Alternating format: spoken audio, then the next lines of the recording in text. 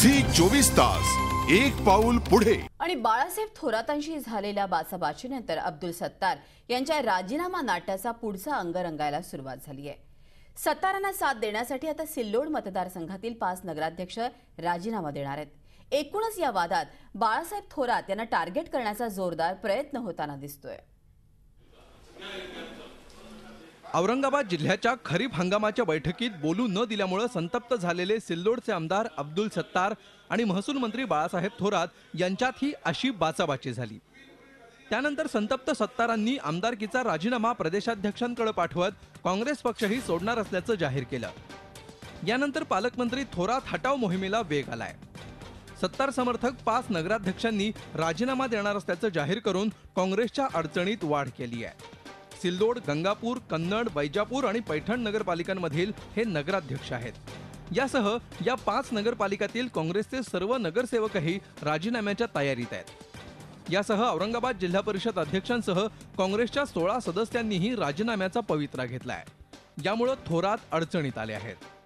ही मागणी काही इंडिव्हिज्युअल माझी त्यांची काही दुश्मनी नाही आहे, परंतु शेवटी पक्षाचा कार्यकर्ता म्हणून पक्षावर आज जी ही परिस्थिती निर्माण झाली, याला जे जबाबदार व्यक्ती आहे पालकमंत्री, त्यांनी स्वतःवरून खरं म्हणजे राजीनामा द्यायला पाहिजे।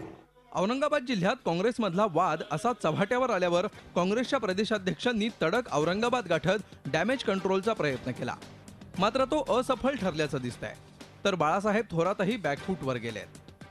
अत्यंत काम करणारे एक कार्यकर्ते आहेत, आमदार आहेत, महाराष्ट्राचे एक सिनियर लीडर आहे, मंत्री राहिलेले आहेत। त्यामुळे त्यांच्या काही भावना असतील त्या निश्चितपणे समजावून घेतल्या जाईल आणि त्याला तशा प्रकारचा राजीनामा मंजूर करण्याचा विषय येणार नाही। विनंती केली का तुम्ही बसा, अधिकाऱ्यांनी विनंती केली बसा, परंतु त्यांची ती नाराज झाली का त्यांना पाहून म्हटलं काय अशी नाराजी कदाचित झाली असावी, याच्यापेक्षा वेगळं काहीही घडलेलं नाही। आणि त्यामुळं त्याचा गैरसमज जो झाला तो फक्त अध्यक्ष महोदय असतील किंवा आम्ही दूर करू। अब्दुल सत्तार यांनी पालकमंत्र्यांविरुद्ध दंड थोपटण्याला विलासराव अशोकराव संघर्षाची किनार आहे।